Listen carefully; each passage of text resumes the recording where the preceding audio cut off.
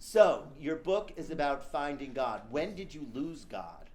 Oh, well, I lost God several times because remember I'm an abomination, right? As are you. At least that's what I was taught as a kid. And Speak up a little bit. oh, sorry. At least I said I lost God several times because I was an abomination as or you, according to whoever's interpreting the Bible.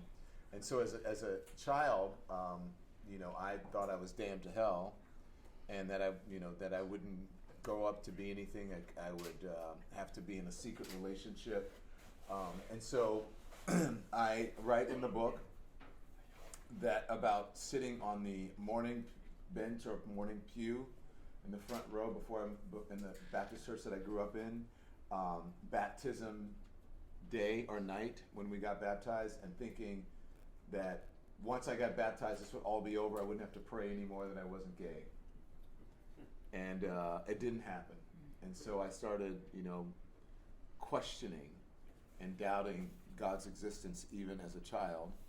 And then as I grew up and realized that it wasn't like, God wasn't like Santa Claus, like some big person in the sky that you pray for things, but kind of is, as I grew up and realized that, they're very similar. But I questioned God until forever. And I didn't necessarily lose him until 2018 when my sister died unexpectedly in an accidental drowning in a lake behind her house when she went fishing. And she had these beautiful grandkids and daughters and husband, and she was just living her life. And I said, well, why would a God that is supposed to be benevolent and omnipresent everywhere, why would he do that? And so that was the impetus to the book. So, that questioning of faith in God. Along with that, how much of your identity was tied with being on CNN? Not much. It's weird because I just like talking to people, and I was always been curious. In my previous book, and two of them, the one that 2011 when I came out, at least to the public, I came out in 2011. When nobody was out. It was me and Rachel. And well, Rachel was first, but Rachel didn't have the profile that she has now. She was Rachel Maddow, of course, but and as soon as I came out, she sent me flowers. She was like the first person to send me flowers. So I don't really like the attention. People think because I'm on television, I like the attention. I like people. And so, when people want to take selfies, it's okay, it's fine. But I'm always a little bit embarrassed by that. And, even though I'm not on CNN anymore, it's weird because when I go places, like people I feel like, the folks on Good Morning America, the folks on the Today Show, whatever. But inevitably, everyone always gravitates to me. And they always, hi, Don Lemon, I want a picture, I miss you, or whatever. And it's just a weird thing. And I think it's just because I have a connection, because I'm real. I'll say shit that people don't say. Like that. Yeah. And I'll say it on television because I just believe that we're in America. It's, First Amendment. My profession is covered under the First Amendment. And if you don't have an authentic connection to people, especially in a position that I'm in, then why even do it? So it was, CNN wasn't a big part of my identity. It's just that people knew me from there. And I said, do you guys know who Keke Palmer is? Yes. Yeah. I did Keke Palmer's podcast, and I told her after I left CNN, people wondered, is Don going to be okay? Is it going to be all right? Because men, and even I did, because I always said that what I did was part of who I am, but not the entirety of who I am. And we are taught in America, especially men, that our job is our identity, right? Because it's capitalism here. Everybody works their butts off. I can say bad words. I said yes, one already. Everybody works their asses off, and they spend very little time actually living their lives. So my identity, the question about identity, not as much as I thought, because I'm actually enjoying my life more. And I told Keke, I said, I was worried that, if I was not on CNN, who would I be? And then I very quickly realized at the end of the day, I'm still Don Lemon, right? And I said it in a way that, like, hey, I'm Don M.F. and Lemon. And so, and it's not because of CNN that I'm Don Lemon. It's because of CNN that people know my name, people recognize my face, but I'm, I have this personality. I have this connection to people. I have a love of life and a love of people, and quite frankly, a love of God and a love of my country without CNN. So, yeah. So how did you come to terms with what you were taught religiously as a child and your multiple then acquaintances with God? Since you've lost God multiple times, you've also found God multiple times. But yes, but I've always had critical thinking as an adult, and I'm not a biblical scholar, but I did go to Catholic school, and then I was raised in the Baptist church. I would do, we had catechism in Catholic church, and we'd go to mass every Friday, or there was whatever holiday, we'd end up at mass. So I learned a lot of Bible verses and blah, blah, blah, blah, blah, blah. And I even thought of becoming a Catholic, as a Baptist, and my mom's like, are you crazy? You're not doing that. But I think it was because I really wanted to be an altar boy. You've said that before. I mean, those guys were having fun. But I'm kidding, okay? Well, let's see. How many of you were altar boys? Hands? Oh, really? And? See, so. And? No, I got gypped. Nothing. Did you ever go to Rome and see the calendar of the priests, the hot? I'm like, where are those priests? It ain't right now. They're there? Well, it's like 30 years that their calendar is always there. So Oh, it's the same ones? It's the same one. Yeah. They're older now. Yeah. But that's okay. We like the I was an altar boy and there was fun. Daddies are in. Thank God I'm like in my 50s now, because I'm like, yes, I'm finally in. When I first became, not aware, but of age to start going out and whatever, I was a skinny black guy. And this was in the 80s, so it was remember, that's when the shaved muscle boy was in. So I wasn't in then. And then, in the 90s, it sort of became this waif guy, and I'm like, well, I can't be that. So I was never really in. And now, but I look back at pictures and I go, damn it, I was I was hot. Oh, well, yes. Is that you? No. Yes. It was the calendar. Yeah. And I didn't even realize it. You don't realize it. It's, So anyway, bring it back. With age comes wisdom, and so I had critical thinking. So I realized through all of that, it's really in the interpretation of the Bible. And people talk about, Leviticus and all these things, and it's not. They're using modern language and modern references in relationship to language that is of ancient times. And really, the Bible never really talks about loving same-sex relationships. It never says explicitly that marriage is between a man and a woman. And because of some of the religious and ancient practices and sort of sexual odd rituals, that's what the Bible is really talking about. And so I became old enough and wise enough to realize that it's all in the interpretation. And I figured if God and religion, as similarly to what James Baldwin says, if it's not here to make us bigger, better people, to treat each other better and more loving, then we should just get rid of it. Because it's sort of the antithesis of what the Bible is about, and that's about evolution, evolving in life. And so the opposite, it means death in the end. And so, that's so I believe my God is an open, loving God of all people, and created all people perfectly. Yeah. So do you see yourself as Christian or respect for God? I mean, where do you fall in that? I do, in the simplicity of, to keep it simple. Because I grew up in America, and so when I write about it, I want people to understand it. But I would have to honestly say that it's more akin to Buddhism, right? It's like I'm a Christian Buddhist, sort of.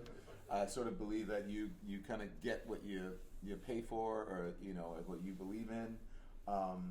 And I realize that there are things that are just performative. You know, like getting on your knees and praying, that's just performative. I get it. People do it, and I respect it, but I don't really believe that you have to do that. I can sit here, and if I want to pray now, I can do it. I don't pray to God like it's Santa Claus, like it's some big boss in the sky that's going to grant me all of these wishes, or that is of some big boss on top of me judging me. That's not what it is. Really, it is.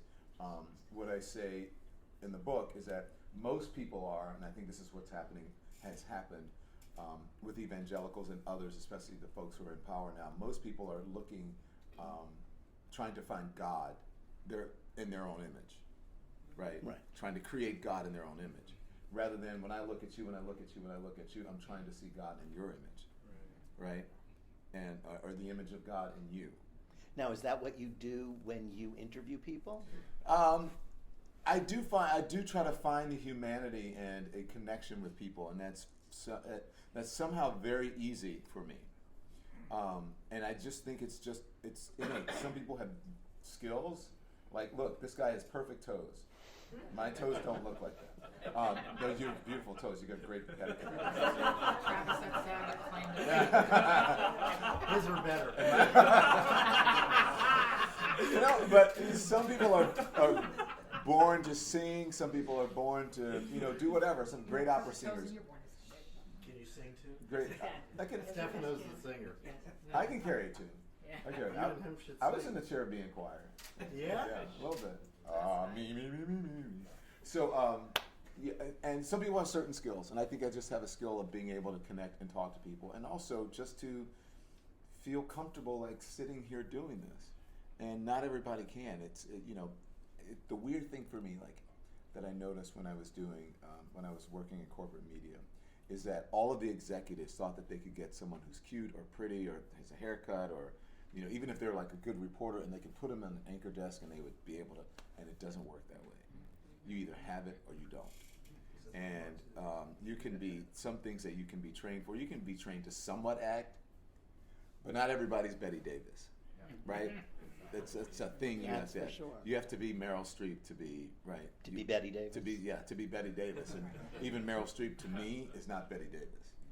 I love my Betty Davis. That's how. So if anybody thought that he was straight, you now know for sure.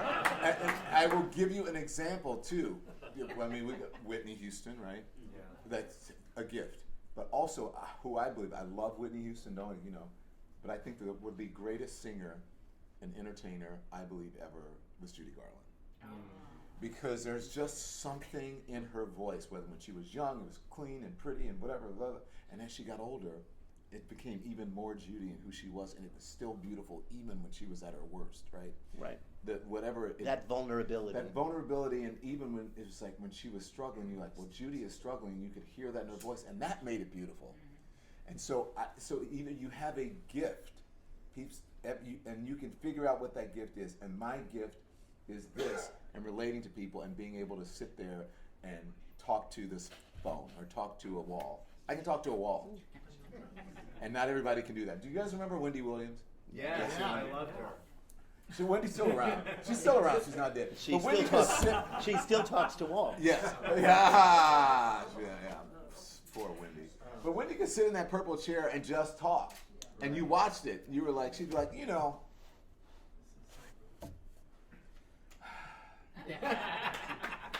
That's right. Diddy. And you're like, oh, here we go, right? And that's a gift. And so, that's my thing. So that's my gift from So God. how does what you write about in the book about coming back to finding religion and finding faith? Do you know? I don't know if I found it. Did you read it? Well, I'm not going to answer that question. No. But you'll have to find out. You'll have to read it. But how does that impact when you're out on the road and talking in your car as you're driving down streets after you've spoken to someone or you're going to speak to someone, and the impact of an election like this? How do you deal with that? I mean, obviously it makes it possible to deal with it in a way that if you don't have some kind of a belief system, it makes it harder. You mean what's happened? I'm not sure I understand. You mean how do I talk to people about dealing with what's going on. And how do you deal with it? How do you help other people deal with it? And how do you prepare going into your conversations and whatnot with people on the road, especially those who really don't respect the side of the road that you're on? Well, I would imagine that having faith helps. I would imagine that, but I don't know. But I also think that if you don't believe, that's okay too. And because I don't expect everyone to be like me. And by the way, most people would not have known that I had this faith, or in that I, and about my religious beliefs, because I don't wear it on my sleeve, and I don't believe that you should. I believe in the separation of church and state. And part of the reason, one of the main reasons I wrote this is because I, through my profession and just traveling in the world, I saw that religion was infecting our politics. And to some people, like some believers, especially evangelicals, are like, well, what do you mean? Shouldn't we have more religion in school? I'm like, no. I don't think that we should be making laws based on religion. I believe that we should be, if there's a law, it should be based on what a doctor and a woman who can decide about what's good for the woman's body, not because of some interpretation of a scripture that not everybody believes in. If it's even in that scripture. If it's even in that scripture, and and look, and this is going to sound weird, if there even is a being or deity that you believe in, because just because you believe it doesn't mean that everybody else does. Absolutely. And then I write about in my book, there are dozens, if not dozens, of stories that are very similar to Jesus that actually happened before Jesus, right? And there are other religions that believe differently, and the person that they believe is their God. It's not Jesus. And America is about freedom. Well, Jesus isn't God. Well, I'm just saying. Well, it's a Trinity. Yes, Remember that. but Yes, that's what I'm saying. But it's Yeah. God is still the Father. The Father, the Son, and the Holy Ghost, but yet they're all the same. Now explain that. And different. Yeah, and different. So explain that. That's what I'm trying to tell you. So I believe in the separation of church and state. I also believe that in the Constitution that we are founded on the freedom of religion. So all these folks now who are going out, I don't know if you've heard, and they're buying Trump Bibles to put in schools. And in my home state of Louisiana, they want to put the Ten Commandments on whatever. So even though I am a Christian, I believe that's bullshit. Because are you going to put, whatever the Torah says on the wall? Are you gonna Well, put the Ten whatever? Commandments come from there. Yeah, I'm just saying. Right, but it's Similar but different. It's such a twisty and turned road. So where does it end? And then that's the point. So That's what I'm sort of asking is. If someone comes up and they said, "Well, I am Muslim, and so can we put some Islamic stuff on the wall?" What do you do? Well, in this country now, you say no. Yeah. But how does in a world now where journalists are often pretty faces, no offense. What do you mean? Because I don't have one? They're here because you have one. Not only, but a lot of journalists don't know how to ask a follow-up question anymore. Right. Their producer gives them a series of questions. They go to it no matter what the respondent is saying. So we really get a very distorted sense of what's going on. How does that impact what you do? Because you're much freer now with what you can do. Well, I don't have to worry about that, and I've never really worried about that. That's probably why I'm not, because I believe that there should be a. Let me tell you, I'll explain to you what is going on with media right now.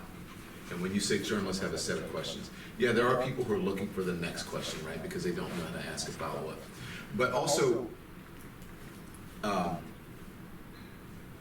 corporate media is corporate media.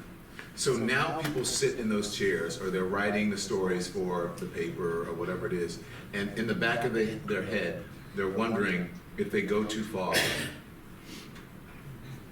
are they going to have a job the next day?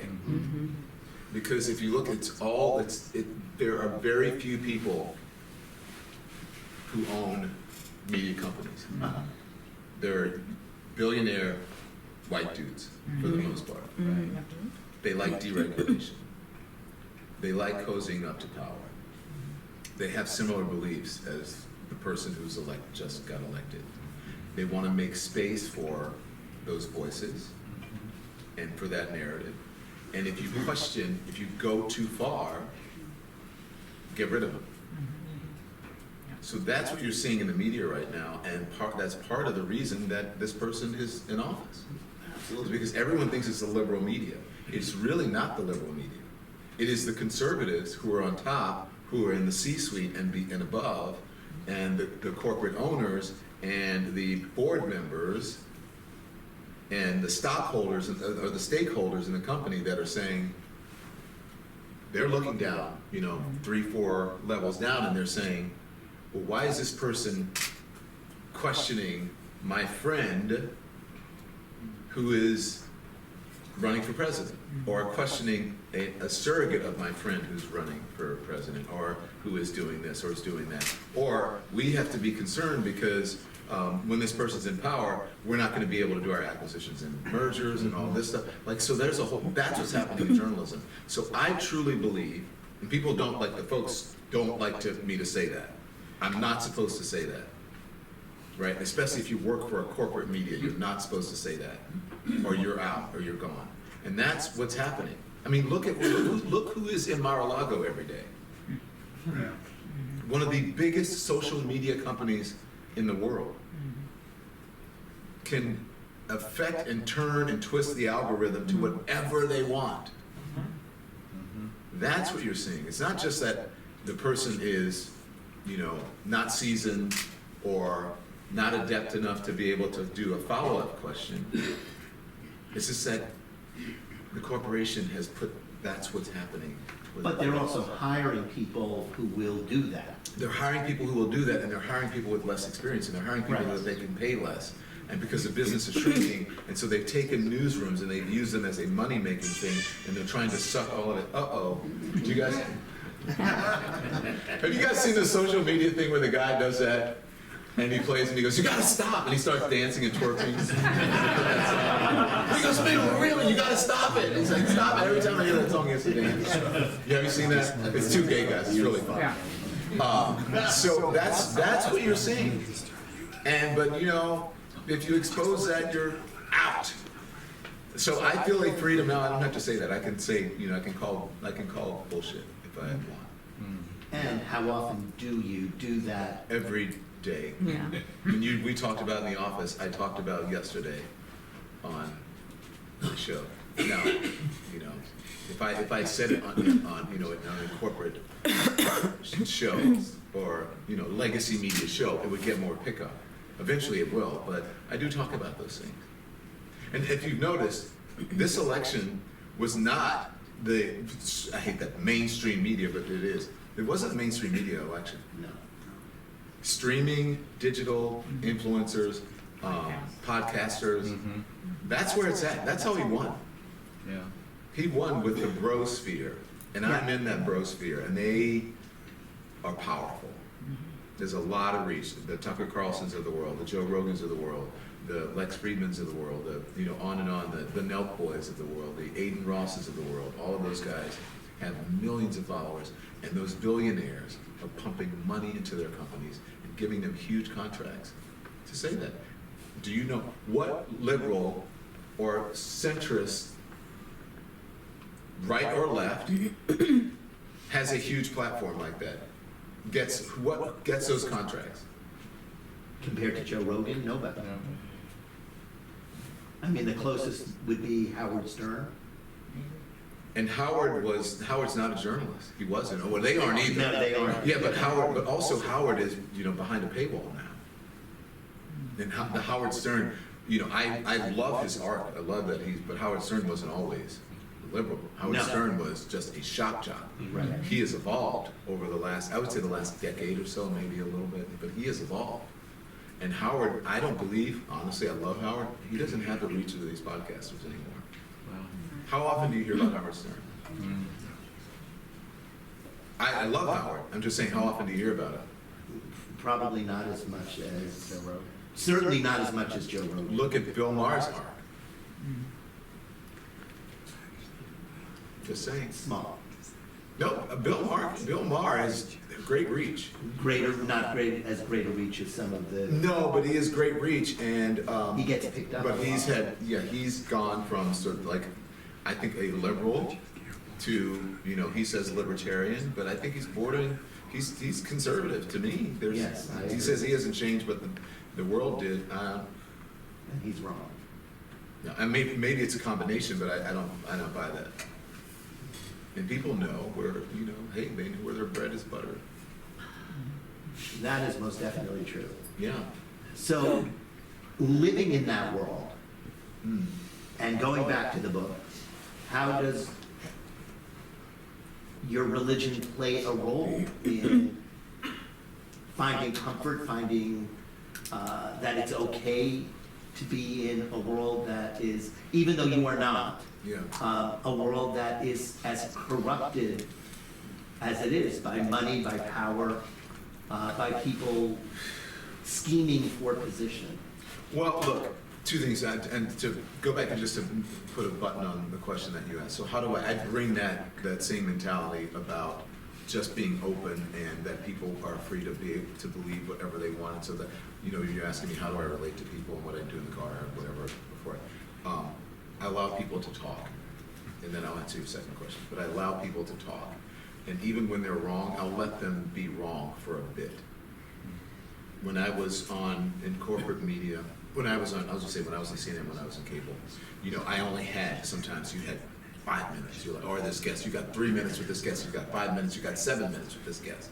And so they would say something wrong, and I learned during the Trump era, and you had to tell them to say it's wrong immediately, or they would lie about something, you'd have to cut them off immediately and say it. Because, they say a lie travels around the world before the truth gets out of bed. And so I realized I had to do that with them. Otherwise, the lie would stand, or it would be so many that I wouldn't get a chance to address it. Right? So now, in this space, I can just let people talk for a bit so that I gain their confidence. And we start to have a conversation. Because immediately, if I say, when you're wrong about the trans issue, it was a Trump era policy. No. And then it becomes an argument. So I just let them talk a little bit. Oh yeah, they'll say, and I don't believe in LGBTQ. I don't believe in gay. And then, some they don't know sometimes. Some of them do, some of them don't. And I just say, okay, whatever. And then we'll start talking. I say, well, you know what? Because then I said, well, you said, just a couple seconds ago, you said you don't believe in gay. Why is that? Because the Bible, and I'll say, well, the Bible actually doesn't say that. Well, it says in such and such, and I said, well, that's interpretation. And then you have a conversation with them where you can correct it. And then it becomes like a standalone thing that you can put on social media where people actually get their news from now. I'm shocked. But it's the truth. Us old folks sit around with a TV on in the background. That is not happening. I have noticed now, I was in LA for 3 days. I didn't turn the television on once. And it used to be when I got to my hotel room, the first thing I did was turn the TV on, either in local news or I put it on some cable news channel. And I don't even think about it. And because I'm hanging out with these young folks, my social media team is leading from I have a news, I have a show that's mainly news now that's on YouTube, iHeart, Spotify, Apple, whatever. And the social media is taking over. My show team is like, well, why are you hanging out? I said, because the social media team I'm getting 11 million hits on one social media thing, and I'm getting maybe 50 to 500,000 on the YouTube show. So which one would you do? And so, the other team is trying to figure it out, but I let them talk. And then we can have a conversation. But that's how people do in life. You have a conversation, you go home for Thanksgiving, maybe you agree with some of the people at the table, maybe you don't. But, every once in a while, it can become a fight, and you can go to fisticuffs, truly. And so I believe that should happen organically, because that's how it works in real life. If you watch the TV now, some of the things, when they're sitting around the table, there's going to be an argument, because that's what the bookers have done. They booked the show so that these people can fight. Oh, absolutely. And then at the end of the fight, you go, What was that all about? Like, what was the point of it? Good TV. Profitable TV. Okay, good TV, and then you get Donald Trump. Absolutely. Because there's no truth, there's no, then you get MAGA, then you get people who are uninformed, then you get people who don't understand civics, who don't understand what's happening in the country. So that was the first part of the question. You said, what was the one, I can't remember what you said, and I said I was gonna hold it, but I'm older now. And I'm older. Do you remember what you I forgot. It had something to do with faith and. So I think that I think you said, how do I faith? How do you feel about yourself living in and making a living in and functioning in this world every day? How do you reconcile religion with living in such a horrible world? Well, I have to. Thank you. That was a question. No. I have to have faith in something that is better, and I have to believe that it's going to be better, and I have to realize that, and I do realize that life is cyclical, and you know that. We go through these periods. This one is very pivotal and very tough, and I think it has changed the trajectory of the country, maybe, I believe, for a half century. Right? Sadly, because of the Supreme Court. I mean, Yep. he could get 3 more Supreme Court justices. Oh my God. Especially if Clarence Thomas resigns, okay, that's one, and then, if the other, but he could get 3 more. Chances are he'll get 1 or 2, but he could get 3. Who thought he was going to get as many last time, right? Yeah. So I have to have that faith. I remember. This is you have to have faith in perspective. Young people don't have that, which is we were all young at one point. But do you remember 1980 when Reagan was elected? Oh, yeah. Yep. There was one blue state in the country, Oh my God. and that was Minnesota. Everything else was red. Wow. Massachusetts. So I thought it was Minnesota. No, it was Minnesota. Minnesota. Oh, it was McCarthy who's Massachusetts. Yeah, that's a whole nother thing. And so look, we've gone through this before, but here's the scary part. And I think, and I hope and pray, which answers your question. I gotta hope and pray that wiser and more open-hearted and open-minded people will prevail. But for this time, we have a media system that doesn't have to deal with facts. There are no facts anymore. And the people who have the greatest reach don't have to deal on facts. As a matter of fact, that's how they've become so famous and so rich, and that's why their influence is because of that. So that's the only thing that's different that I'm concerned about, that it may actually continue on the way that it is for even longer than a half century. And it's more than that. I mean, it's Musk's control over those satellites, so that information that is shared, not only here but around the world, is, as you said, based on the algorithms that he selects to a large extent. Well, when I say algorithm, I'm not just saying Elon Musk. No, I know But that. I mean, But it's peculiar that one person has that much control in that. Absolutely, that should be concerning to anyone, that any private citizen or any person would have that much control. Right. But I mean, look, Howard Hughes had a lot of control. It's But different than- it's, with the technology changes. It's different. It's different. Yeah, it's different now. Really But it's not substantial. just him. I mean, look, Mark Zuckerberg owns Meta. They have sort of decentralized or platformed or whatever news on the thing. They've taken their algorithm and they're like, news is not important, so they're suppressing Right, but, news. and that's true in terms of news, but Musk said, we're not gonna give Ukraine information about Russian troops. Yeah. I mean, this changes the whole dynamic about the world at war, the world at play, which is greater than news. Yeah. Because it's now not only reporting news, but it's making news, but news that doesn't get covered, Yeah. or doesn't get covered regularly. Yeah. That's, I think, a bigger difference. So we could see things, or things could happen within this administration going forward Yeah. that we may never see, never hear. But if I can say something You to you, can. part of it, and look, I understand he's too rich. He's not too rich. He's very rich, and he maybe too much influence in what goes on.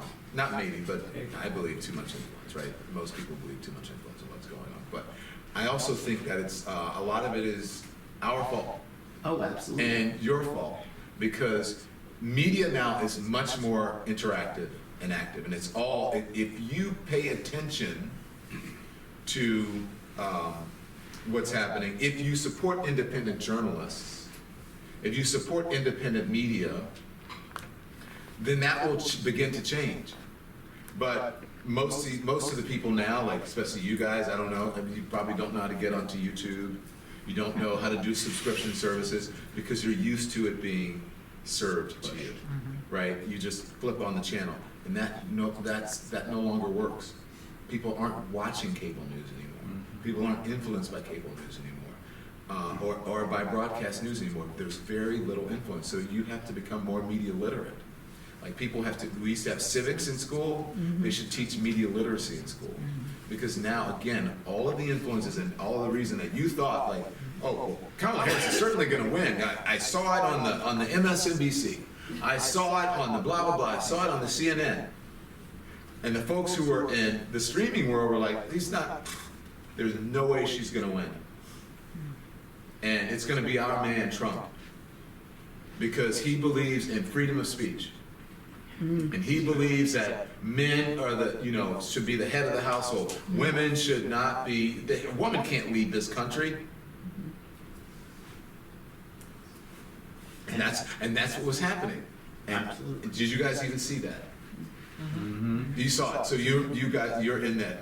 Oh, yeah. Okay. You saw it. I even follow you on YouTube, so I see your show. Yeah. And so you do, I go on these conservative podcasts and they're still talking about, well, why did we have to get a vaccine? And I'm like, okay. And they're still talking about ivermectin, and they're still mad about the pandemic, and that the government the government was telling them what to do. They don't believe that anybody should have been telling them what to do. Who invested in Clorox? Yeah. But that's the thing too. But actually, he never said Clorox or bleach. He said disinfectant. And so, but here's the thing. No, he never said bleach. Joe Biden said bleach. He never said bleach. He said disinfectant. And so they take one kernel of truth that he never said bleach, and they will use that against the libs and the liberal media. And it said, he actually said, and we're looking at disinfectant and light inside the body. And so it becomes maybe a mistake, or maybe something, if you think of disinfectant, you think of Clorox. And so they'll say, that's how the media lies to you. And they'll take that kernel, and then they'll get millions of young men who believe that they should not be able, they have no responsibility to anything. They are the guys, and they control. They should be controlling what's happening in this country. And that's true also when they did their good people on both sides. He didn't exactly say that either. No, he said very fine people on both Right, sides. but he wasn't, Both sides. but if you look at the full context, it wasn't that he was saying those people were good on both sides. He was talking about a different group of people. If you watch the whole. Yeah, I watched the whole thing. Yeah, So, I mean, I've gone back and looked at it Kinda, over and back, yeah, he interestingly says things that are easily conflated. Yeah, like we're gonna go down to the Capitol and we're gonna do it peacefully. And it's like, okay, right. Right, so he says things that you have to take them almost out of context in order to say what he's really saying, and then you're told that you're a liar. Yeah. And that is a peculiar kind of genius. Yes. But then you get people, because they can take that and say, no, he said peacefully, whatever, and then they'll say, I have people all the time on the steps of the Capitol 1 week or 2 weeks before the election. These people were telling me, they were holding a rally, and it was like a Christian rally. And they were telling me, these people should not be in jail. They ushered him into the Capitol. They ushered him in. They told him to come in. And it was a very few. It was peaceful. There were no weapons. And I said, did you see the video? They're like, "Yeah." No, they haven't really seen the video because they watch Fox News and they don't show the video. that Right, much. right, right. And I said, well, and one young lady said, my dad is running to be sheriff or head of the police department. And she was voting for Trump on the college campus. And I said, well, how does your dad feel about police officers being beat up? And she goes, oh, I don't know, I didn't really talk to him about that. And I said, and they said there are no weapons. I said, well, what's if you're getting hit with a flagpole, is that not a weapon? No. There were no guns. I'm like, yes, there were guns. Yeah. But they will tell you on Fox News, and they'll come on whatever channel, and they'll tell you there were no guns there. It's a lie. There were guns. Yeah. They in the search they found guns, and they found people who were hiding guns near the Capitol. There were guns there. But if you talk to a MAGA person or whatever, there were no guns, Well, there was no violence. and there was no violence. It wasn't an insurrection. Peaceful. It was love. So that's so you're concerned about the algorithm for any social media platform. That goes for TikTok, Meta, or Facebook, or whatever it is. Instagram, which is Meta as well. Twitter. Oh, that goes for all of them. Oh, absolutely. I'm not arguing that. Yeah. And I also agree that when it comes right down to it, they're all interested in the money. And even people who don't agree with necessarily the social policies, the money always seems to rise to the top. So my point was is that you can't just. So I pray and I hope and I think that I believe in the better nature of people, are better angels. But the folks, I believe the majority of the country, the sort of normal people like us, are just disengaged and they're getting unfactual information, and they're also apathetic. Even though there are people who are just like, I'm over it, I can't deal with it, but there are also people who are apathetic and they don't realize it. It's like unconscious bias, I call it unconscious apathy. Because you just sort of sit around and you complain. Like you'll have the TV on the back, oh my God, I can't believe they're saying that. And then you're watching those people fight, and then you go about your daily business and you just complain about it. You can't do that. You've got to demand better. And so I believe that's why I believe people are starting to understand. They're cutting the cords, and they're saying, I'm not dealing with this. They're dropping their, subscriptions to certain papers. Like you saw what happened with the Washington Post. So I believe that I think that this is going to start people to really wake up and try to fight for, How do you play a role the in that? Constitution. I do what I can to tell the truth. And with every person I meet, I try to at least impart some wisdom and honesty and truth into it. And it doesn't mean they're gonna buy it. And there are times where I have to question even what I believe. Like the whole bleach thing. You have to go, is this real? And I think we have to investigate and read to make sure that what we are believing. And we also have to understand that there are certain things which I believe the right, especially Donald Trump, understands better than anyone. Marketing, strategy, and what works. I did not, and any of the sort of places that I go for media, I did not see, rarely saw people talking about trans issues or over-indexing on trans issues. But you turn on the conservative media, the trans are coming for you, whatever, blah, blah, blah. That became a real thing, and that is a real thing. It is a real thing. It's a real thing, especially for, even though it's such a small percentage of the population. It is a real thing, though, for mothers who are concerned about whether that concern is real or not, whether it's a lived experience or not, but they are concerned even for the possibility that their kid is going to have to, their daughter is going to have to be in sports, with a Well, but what the conservative or radical right has done so successfully is find wedge issues. Yes. And they can parse those wedge issues to get to the smallest, most granular level. And they have found that trans Fear. creates fear. Even, I wrote an op-ed for the Miami Herald on Pride. And in there I said LGBTQ, and I got a call, and this guy gets on the phone and says, I'm 83, I was at Stonewall. There are no trans people in our community. This is an add-on. This is something that we're being forced, and we were just fitting in perfectly until they came along. Wow. And you should be ashamed. And he hung up. That's what J.D. Vance calls the normal gaze. Exactly. Exactly. But that's what I'm saying is they find that very, very narrow focus that isn't a lot of people, that isn't pervasive in your community as a threat, and they go right into those communities to divide them. But also, if I may, they allow themselves to be able to talk about it. Oh, absolutely. But we do not. you can't talk about it. You can't even have the discussion, because if you have the discussion, then it's anti-trans. And among my peers who are gay, we talk about those issues. We talk about those issues at a dinner table, but we don't talk about them publicly. Like, there are concerns about trans, or trans among members of the LGBTQ community.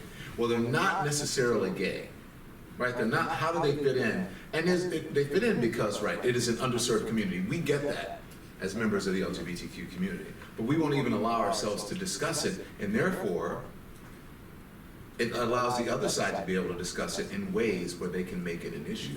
Because they're setting the agenda. Because they're setting, and we allow them to set the agenda, and that's part of the whole thing where people are afraid to even have a discussion, because they're afraid that someone is gonna think that they're anti-trans or even anti-gay or anti-this, just by having a discussion.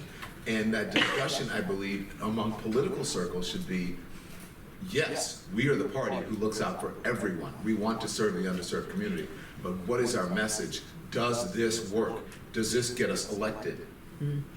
Or does this get control of Congress for the Republicans, control of the Senate for the Republicans, control of the judiciary, and control of the executive branch, while everyone is sitting around talking about, well, you know, which pronoun?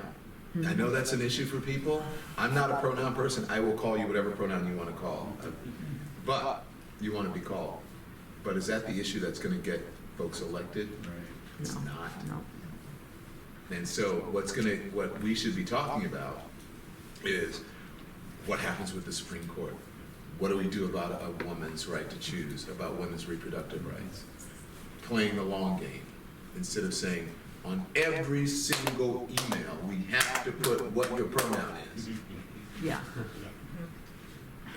No, on those things I completely And agree. look where we are. I mean, when she is in South America right now opening new ports for South American countries, and China has been given the okay, more or less, by Trump to go into Taiwan, as Russia has been given the okay to go into Europe, pronouns become much less important. Yeah. Not that, look, they can be important to us. They're important to us as They could be, individuals. but they should be important to us as individuals and people who care about, about no one wants to be misgendered. I get that. Absolutely. But also, there are times when you have to strategize about, you have to have a good strategy. The strategy should be winning. And I hate it when I hear this back in 2016, the Black Lives Matter, when they were, Hillary Clinton was running, and they were like going to her events and yelling at her. And I'm like, why are you yelling at your ally? Like, what are you doing? Why aren't you at a Trump rally yelling at him about Black Lives Matter? Why are you doing this? Why are you yelling at Kamala Harris about Palestine? Do you think Donald Trump is better with Palestine than Kamala Harris? Like, are you out of your mind? No politician is ever going to be exactly what you want them to be. Yes. And no one can get elected if they're just what you want. If they're just what you want them to be. And I try to tell people, and I know it's a simple, maybe people think it's a dumb analogy. I say, politics is like mass transportation. If the M16 bus takes you closest to your house, then you get on that M16 bus and then you walk the rest of the way. Because the other, no one is going to get you in a limo or a taxi and take you to your door. That politicians aren't like that. So it's like mass transportation. And so I'm not gonna get on the M13 bus, it's gonna take me in the opposite direction. Or just say, I'm getting on this bus because I'm mad at the M16 bus. That bus is not getting me as close as I want, so I'm gonna get on this bus that takes me further away. It's like, oh my God, what are you doing? So, you know, I was shocked back then, and I realized, that's when I realized that Donald Trump was gonna win in 16. When we were at the Republican convention, all of those in Cleveland, all of those people who had been on, you know, yelling, I don't like Trump, I hate Trump, I hate Trump, at that convention it was Trump, Trump, Trump, Trump. Remember Ted Cruz ran? Ted Cruz got on stage, they booed him. Like, I don't remember if it was Jeb Bush, maybe he did. They booed him. Everybody booed him. Before they were like, we can't elect this guy. He's not going to be president. He's terrible. It's terrible. It's terrible. Then at the convention, Trump, Trump, Trump. Then we go to the Democratic convention in Philadelphia. You know what they were yelling? Bernie, Bernie. I said, oh my gosh, she's going to lose. Wow. Because you guys just can't. And I understand if you want Bernie, I get it. I love Bernie. He's great. But Bernie was not the candidate. Do you understand what I'm saying? I completely understand. So we have to be strategic. I love my members of the trans community. I fight for trans rights. I write about trans rights in the book. But there are things that I write about DEI and all that stuff. But there are things that will not get you elected. And those are the things that you should not be focusing on. No, there are big pictures, and then there are the things that you may personally care about. It's like single issues will never get you elected. No. But those are things that's like when you go to your church, you talk about certain things, right? And when you talk about certain things at the kitchen table that you care about. Right. But that doesn't mean that it's going to get you elected to It will not get you elected. Yeah. So we care about those things. We care about our family. We understand, like, Janie in our family has an issue, an addiction issue. We're going to take care of Janie, right? Who's our sister or our cousin or our friend. But we're not going to embarrass her in public. So, we don't have to, we can support. So we will support addiction issues.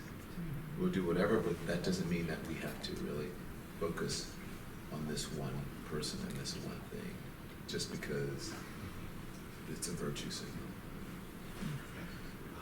All right. Great. So, it is now a little after 10. Yeah. So we're going to open the floor to questions. And who has a question? A question rather you. Okay. Nice to meet you. Nice to meet you. Follow you. It feels like amazing to see you in 3D instead of like just in 2D. But I'm originally Italian. I moved here 10 years ago and I'm American now.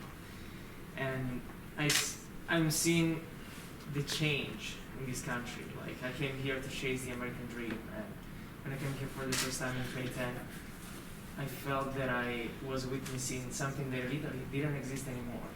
A country united. People, they were friendly to each other. And I witnessed for the first time the 2016 election. Something that I personally felt that in Europe we already lived. And I said, why America, United States, that is such an example for the world, is going through that right now. It's cycled. So I kind of like said, okay, but I think something. My country doesn't have doesn't have the economical resources of the United States. But education and health are free. What role do you think education and not have easy access on education played in this election? Not having easy access to education? Because it's like very expensive to get You mean college degrees? You mean higher education? Yes, because right. like We have public schools. Yeah. Well, but they're pulling money out of public schools. Yeah, on a regular I think it's really important. Education is probably one of the biggest issues to why people aren't really informed about issues and about. So education is where it starts. Like I said, we should be teaching media literacy in our schools. There are a lot of things that we should be teaching, and so now, as going back to what I said, we're in a position now where the Department of Education may be abolished, right? Or as they say, no, this is the thing when they want to get rid of things, let's send it back to the states, right? So I think that it's really important. But I also think it's beyond that, because I don't think that you have healthcare, you have national healthcare just because people are educated. I think you have national healthcare because you don't have such a hyper focus on capitalism and the bottom line and making money. You realize as a whole that the society is better when you take care of each other, right? When the society is taken care of and that people are helped. So I think education is really important, but I think it's beyond that. It's what America is, right? We were set up for capitalism. We're a capitalistic society. So money is religion or God for most people in our society. Don't you think that I'm sorry, Sorry. but we have really short time here. Wendell? Yeah, since your book is about religion, how do you, it seems like the right has sort of taken over the narrative about religion. How do you suggest that the left, because it's more than just religion, there's spirituality, there's all types of religions like Buddhism, etc. So what are your ideas for the center and the left to take back that narrative? What advice do I have for the center or the left to take back the narrative for as far as religion? Yeah. Well, I think that I think that many people, especially on the right, usually they're evangelical and sort of they have this sort of hyper focus and they're hysterical about religion. I find that most people on the left don't have that, except for people of color are very conservative when it comes to religion, right? For the most part. I would say that you have to stop being so religious and so churchy about religion. Because I write about, for me, being, I'm a believer, but I don't go to church. And so I think we have to stop really judging each other, and I really do think that we have to stop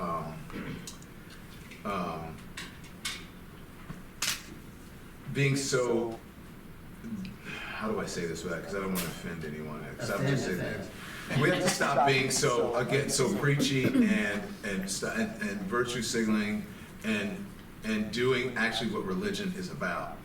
And that's taking care of each other. And I think we have to learn to adapt even some of the things that the right has learned. And that's why, and maybe people may be offended what I say about Black Lives Matter, because they'll go, well, Black lives do matter. When I say that, why are you doing that? Yes, I understand that. I am Black, I get that. And I say you have to stop, we shouldn't be over-indexing on issues that's gonna lose the election. It doesn't mean that these issues aren't important to us, but they're important to people, and I don't understand the importance. But again, it's about strategy. I think you have to become more strategic in getting your messages out there, and then realizing again who your allies are, and stop shouting your allies down. And because your allies don't say exactly what you want them to say about Black issues, about even gay issues, about issues that have to do with lesbian brothers and sisters, issues that have to do with our trans, we understand that we love each other and that we want to protect each other, but that does not mean that that's going to get you elected to a political office. Okay, Mark? Yeah. Donna, where do you see yourself, your voice, in the next 10 years? Do you still see yourself in journalism? What's your plan, or hope your plan to be? Well, I think that independent media is going to grow. That's kind of why I'm asking, Yeah. where you think you're going to fit in. I don't know. In 10 years, I hope. I don't know. It would be great to be sitting on a beach. You still have good 10 years. We have a out. good part. But I still hope, at least I kind of look okay. Maybe I'll be living here because this is great, But I think, thank you. I think that I'll still be doing what I do in independent media. I think that I will probably be doing a bit more writing, But not the Daily Show, not I mean the Daily Show, like on television. No, not in another program, another network. You desire that again? No, I don't know. I don't want to go back to like a corporate television show or like a broadcast television You've show. seen it. No, but I mean, if someone offered me something, that had, something akin to what John Oliver does or what Bill Maher does or whatever, then sure, I could do that. But as far as like going back to a nightly, no, I don't want to because unless that changes, and I don't see it changing, and I think that I can have a bigger influence in what I'm doing now. I also see probably a bigger social media role in, I think what I'm doing, just asking people how they feel about things, because everyone wants to be heard, and they don't have a platform. And so I think that that's part of what I'll be doing. I think that what I did across the country, starting with the Democratic Convention, is the new talk show that people will get in bite sizes, and I think people are it's gonna become longer versions, and I think it's gonna happen mainly on social media now. I think that's the next thing, if they don't get rid of TikTok, which I don't think. Right. Yeah. Hi, thank you for being here. Thank you for having me. So we know that the Republicans in this administration are going to be feeling emboldened. I'm gonna be what? Emboldened. Emboldened, yeah. And I mean, they have certain core little issues that they go against.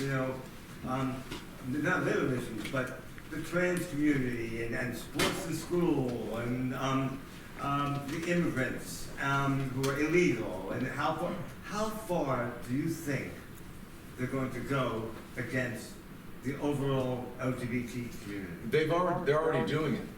That's why I say we have to have better messaging. When I say better messaging, it doesn't mean that we don't care. It just means that we have to learn to combat. Maybe we, and maybe I believe that the administration, and I believe that Kamala Harris and Joe Biden, I believe that they should have fought back against, the sort of demonization of our trans brothers and sisters. And that's, to me, part of their fault, because they didn't fight back. Mm-hmm. The most successful political ad in history is believe that is that trans ad, Wow. right? That demonized, and it was just the misinformation about our trans brothers and sisters. Number one,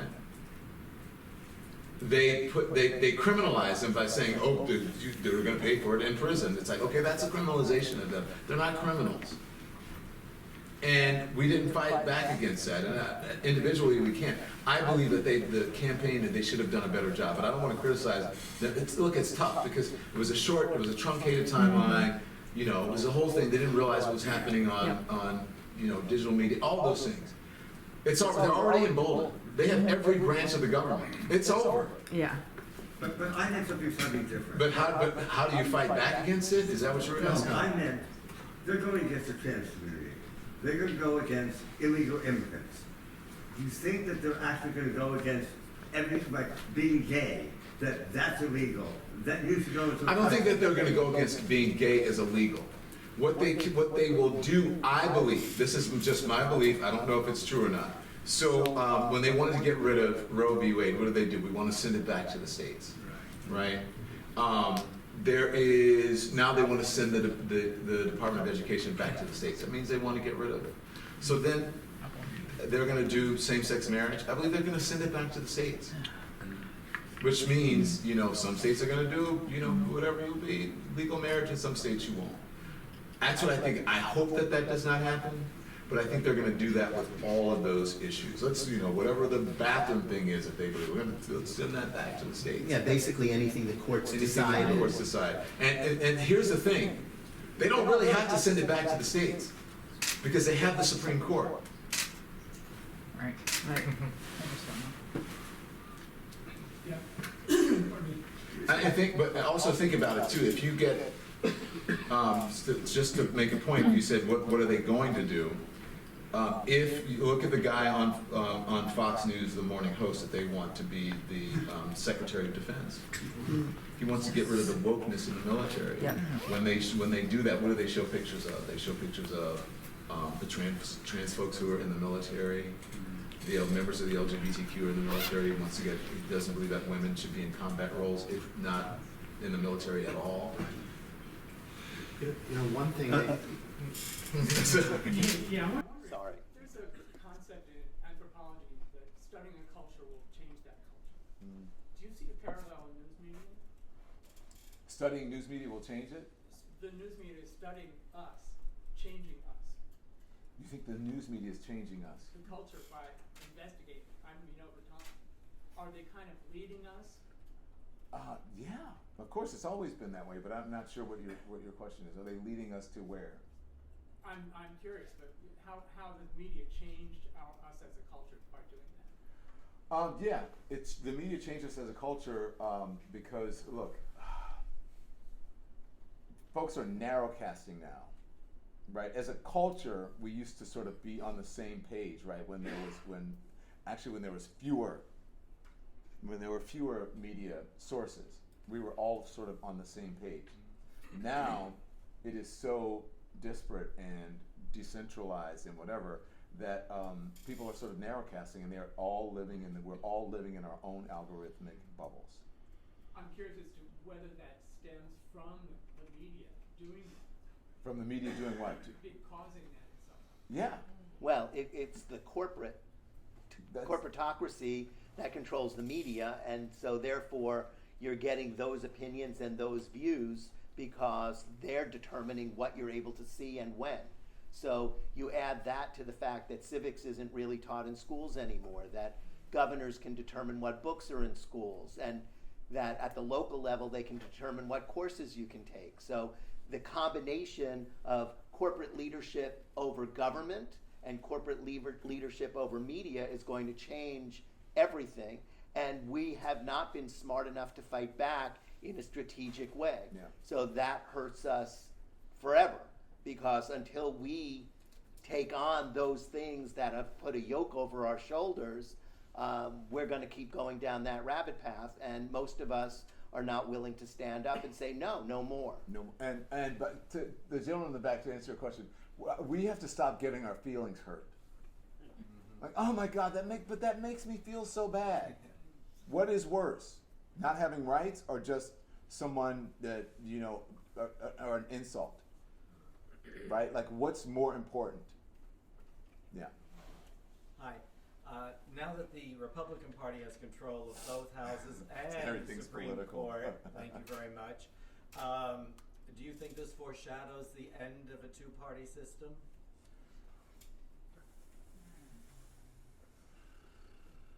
Is there a two-party system?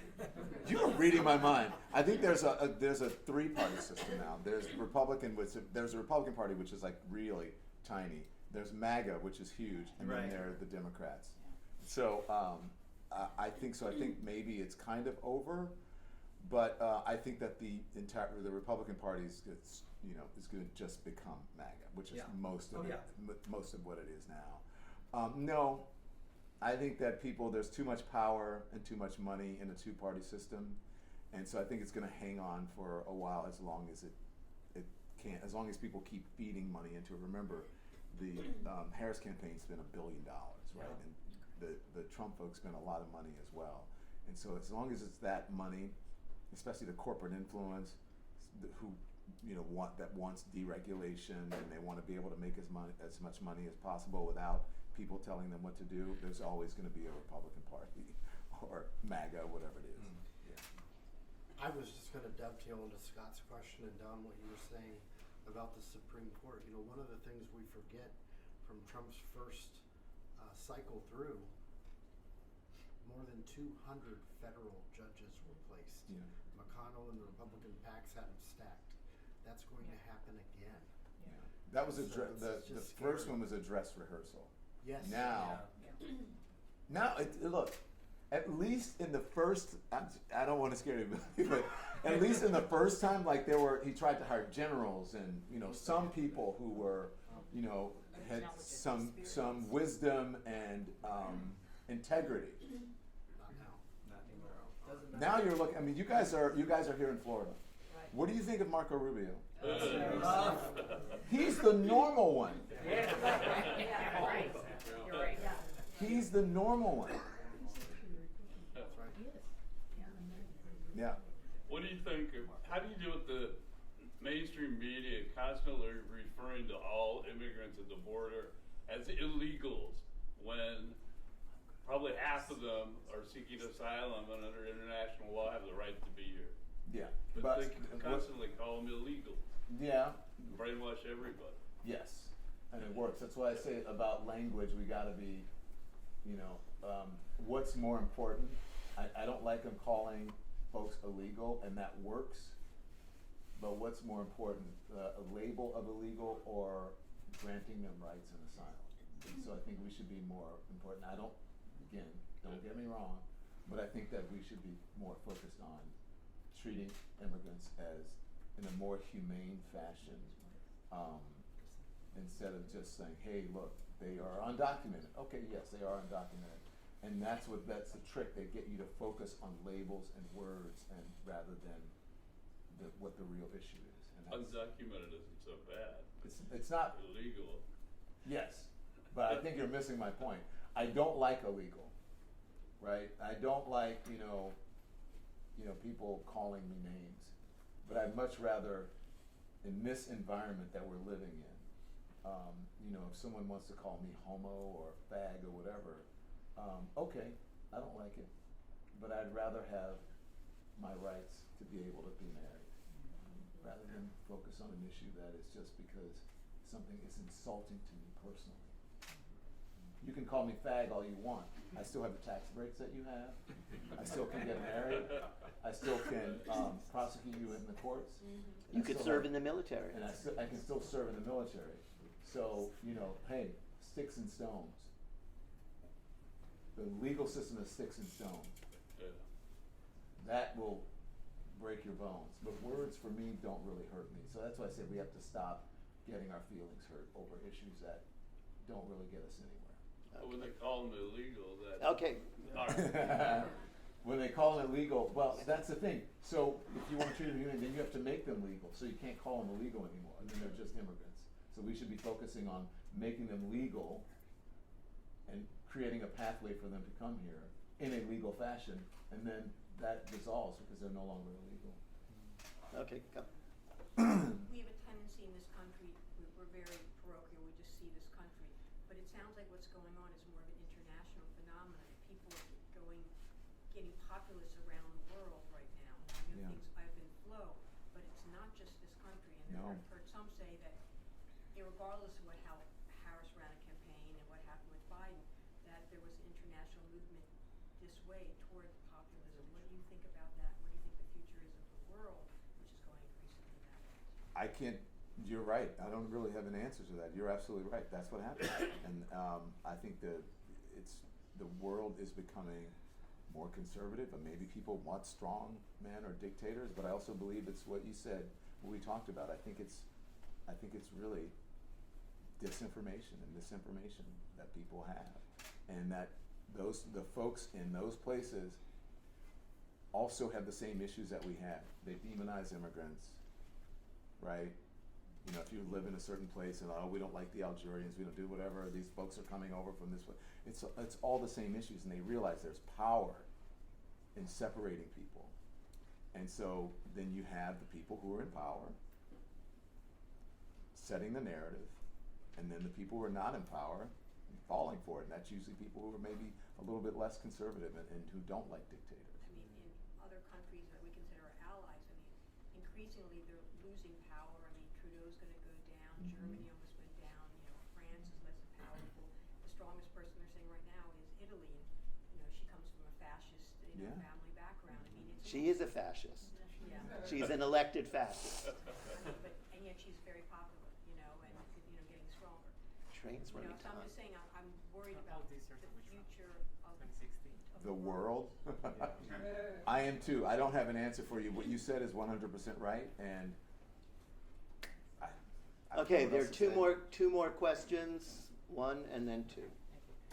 First of all, thank you for being here. Thank you for having me. Secondly, I have a question about your personal safety. You are a well-known figure. People know you just by name.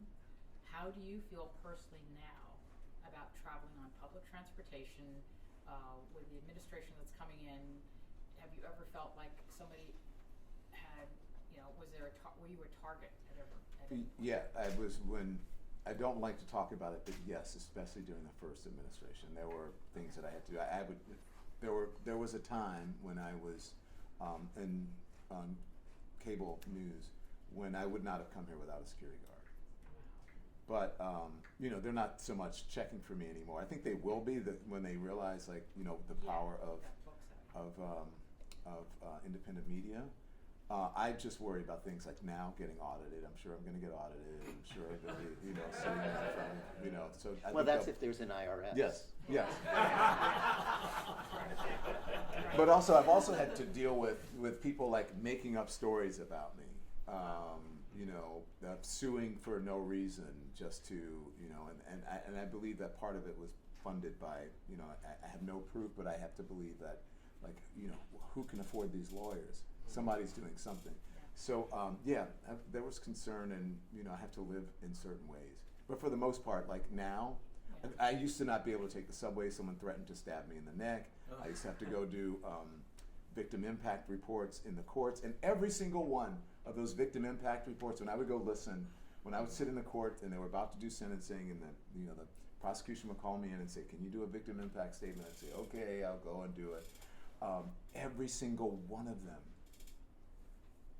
they believed that they were a victim, that they had been victimized by me and the system, and inevitably they would say, to get themselves out of trouble, that they were victimized by Donald Trump. And they would say that in the court so that they could get a leaner sentence, a lenient sentence, and then afterwards they go back to being a MAGA person. But they would just say it in the courts. Strategy. Yeah, and by the way, what's interesting too, I find, it's kind of not related, but sort of related. When I do these now street interviews where I talk to people, it's somehow and I'm not trying to do this, I'm not trying to embarrass anyone, it exposes their ignorance about things, and all these people, and especially these young guys, it's like mostly like white guys, like, sort of young, bros. They say they believe in free speech.